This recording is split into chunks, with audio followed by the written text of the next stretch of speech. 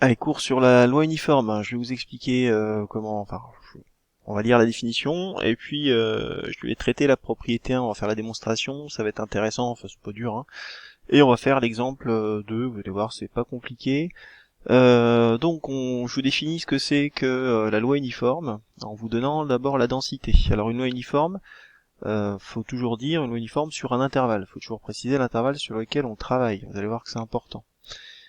Hein, comme la loi binomiale, on précise les paramètres, le nombre de répétitions n, la probabilité de succès p, bah là une loi uniforme, on va dire une loi uniforme sur AB. Si vous enlevez sur AB, on ne définit pas la loi uniforme.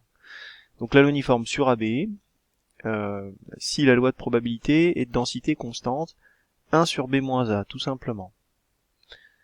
Alors regardons la propriété 1, je prends une variable aléatoire qui suit une loi uniforme sur AB.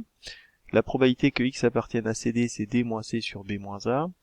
L'espérance, c'est a plus b sur 2. Alors là, on va faire les calculs. Est-ce qu'il faut retenir ces formules-là? Bah, pas forcément. Vous allez voir que c'est tellement facile à vérifier qu'on se passe de ces connaissances-là. Il y a un truc important à repérer. L'espérance, c'est l'intégrale. Vous avez vu, il y a un t en plus, fois la densité. Donc l'espérance, de manière générale, c'est l'intégrale sur l'intervalle complet. Donc là, ici AB, t fois la densité. Allez, regardons ça. Allez,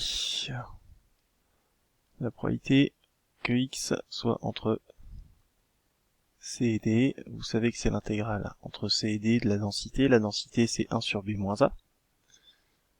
1 sur b moins a c'est une constante, primitive d'une constante t, sur b moins a on l'aurait écrit. On remplace t par d, moins on remplace t par c, et ça, c'est égal à la formule qui est dans le cours. La deuxième, l'espérance. Donc l'espérance, je vous dis que c'est l'intégrale de AB de t fois 1 sur b moins a. Primitive de t, t carré sur 2. 1 sur b moins a, je me contente de le recopier. C'est un nombre multiplié par une fonction. Intégrale de AB. Je remplace t par b.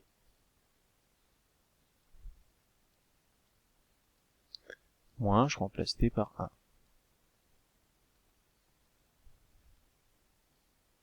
Je mets tout ça sous une même fraction.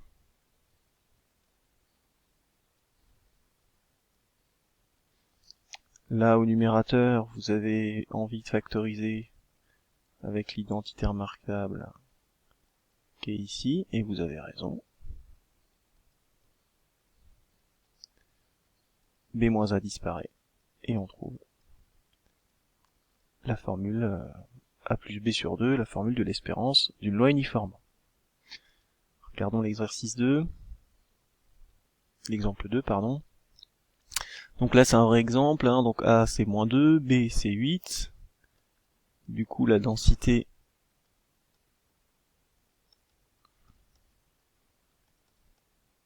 c'est la fonction qui a x associe 1 sur B moins A, c'est-à-dire un dixième. 2.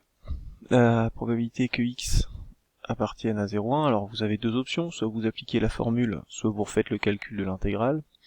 Bon, bah je sais pas, moi je vais recalculer l'intégrale, ça me semble le plus efficace, ça vous enlève une formule à apprendre, ce qui est pas mal.